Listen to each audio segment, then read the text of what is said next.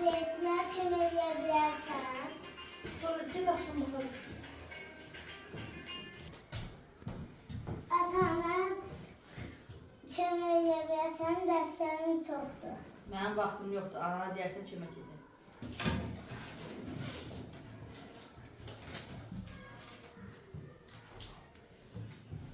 Mən dərslərini necə yazacağım, anam atam kömək eləmir.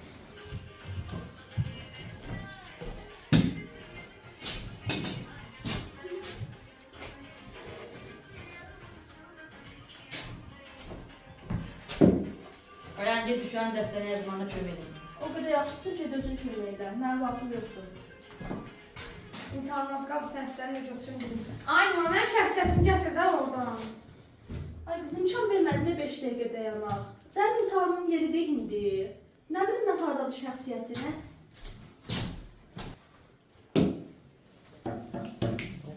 Allah bax gör, budur mu şəxsiyyət?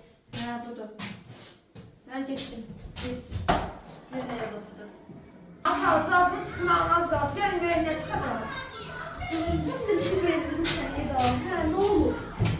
İmtahan nəticənin çıxmasına az qaldı. Gəlin görək nə çıxacaq. Cavablar çıxdı, qəbul ola bilməmişəm. Necə özləyirdi ki? İllər əvvəl mənə digər dostlarım kimi onların da ailələri yaxşı bir şey göstərəndə siz də mənə kömək olsaydınız, indi bu halda olmazdı. Mən də qəbul ola bilərdim. Hə qızım, belə ki girə bilməmizlər qızı yemək pişir. Ey ay, düzələr, düzələr. Düzəlsəydi indi evdə düzələrdi.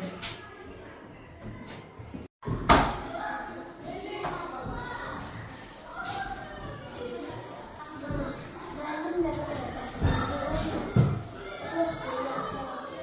Ya oldu. Sen de dersleri yazar. Sonra dersleri görürüm. Gel. Samire, adam dərsənə kömək edirsən ki? Hele indi can, indi müəllimsin. Çömeği diyeceğim. Olur bak, kanalın ne varsa hamısından ben çok ediyorum. Anam atam mənə dərslərimdə kömək edəcək. Ondan sonra da testlərimi yazılacağım. Ana, şəxsiyyətini gətir, imtihana başlayır, az qalır. Valla illər də əziz sizlər. İnşallah yaxşı olur. Babam sana vuruyor. İnşallah xeyirli olar. Sağ ol, ana. Oğlum vakta ne kadar kaldı? Yüreğimiz patladı. Bilərsən çapla çıxacaq. İnşallah, inşallah yaxşı olur. Ura, çapla çıxacaq, qəbul olmuşam imtihana. Tebrikler.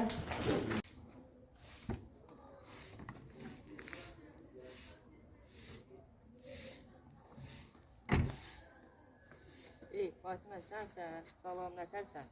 Ömər, nətərsən? Sənsən? Necə gedir işlərin? İnstitutu bitirəndən sonra işləyirəm. Hə, xeyirli olsun. 3 yaş vaxtında mənim də valideynlərim, Ömərin valideynləri kimi arxamda durub baxışırdı. İndi mən də onun kimi belə iş sahibi ola bilərmişim.